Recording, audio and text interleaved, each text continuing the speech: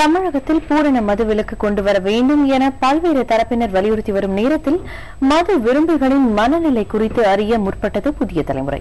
டாஸ்மாக் கடைகளை மூட வேண்டும் என்று பலரும், மது விற்பனை செய்ய நேரத்தை குறைக்க வேண்டும் என சிலரும் கூறியுள்ளனர். பூரண மதுவிலக்கு குறித்து மது அருந்தாதவர்கள் சொல்லி வரும் கருத்துக்களை காட்டிலும் மது பழக்கத்திற்கு ஆட்பட்டவர்களின் கருத்து ஆழமானது. குடிப்பழக்கம் அதிகமானதற்கு அரசு நடத்தி வரும் டாஸ்மாக் கடைகளே காரணம் என கூறுகின்றனர் பல மது விரும்பிகள். மது பழக்கத்திற்கு இளைஞர்கள் பெருமளவில் அடிமையாகி வருவதாகவும் அவர்கள் தெரிவிக்கின்றனர். மெயினா இந்த ஒயின் ஷாப் எல்லாம் மூட்டா எல்லாம் குடும்பம் சந்தோஷமா இருக்கும். என் குடும்பம் சந்தோஷமா இருக்கும், எல்லாரோட குடும்பம் சந்தோஷமா இருக்கும். ஐயோ தொட்டு என்ன பண்ணு தலைவர் எடுக்குது, குடிக்கலாம் போய் குடிக்கலாம். அது மட்டும் எடுத்துட்டா துட்டாமே நான் குடிக்க மாட்டேன், மறந்தே போடுவேன். சரக்கு வந்து சரியான சரக்கு இல்ல இதுல, அதுக்கு மூடிட்டா நல்லது. அது இளைஞர்கள்லாம் வந்து ரொம்ப கஷ்டப்படுறாங்க. இதனால சின்ன சின்ன இளைஞர்கள்லாம் வந்து ரொம்ப கஷ்டப்படுறாங்க. குடிச்சு காலையில வந்து குடிச்சிடுறாங்க, குடியா விக்கிறாங்க.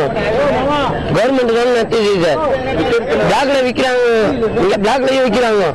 நம்ம வந்து குடிய வாங்கி ஏன் குடிக்கிறோம்? உடம்பு முடியலன்னா குடிக்கிறோம். டாஸ்மாக் கடைகள் இயங்கும் நேரத்தை குறைக்க வேண்டும் என்று குடிப்பழக்கத்திற்கு அடிமையான சிலர் யோசனை தெரிவித்துள்ளனர். மதுபானம் அனைவருக்கும் எளிதில் கிடைத்து விடுவதால் தான் குடிப்பழக்கம் அதிகரித்துக் கொண்டே செல்வதாகவும் அவர்கள் கருதுகின்றனர். காலையில 10 மணிக்கு திறக்கக்கூடாது, நைட்டு 10 மணிக்கு,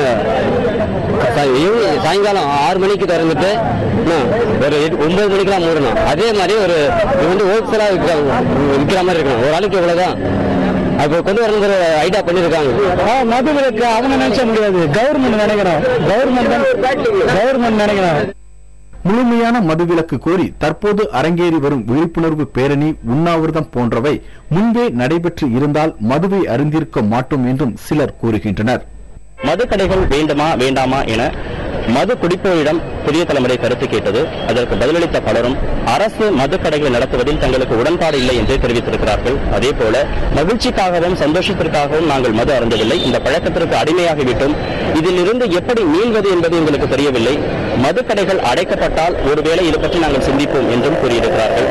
அதுபோல தங்களின் வருவாயின் பெரும் பகுதியை மதுவுக்காக செலவிடுவதாகவும் அவர்கள் கூறியிருக்கிறார்கள். தமிழக அரசு இதை கவனத்தில் கொள்ளுமா?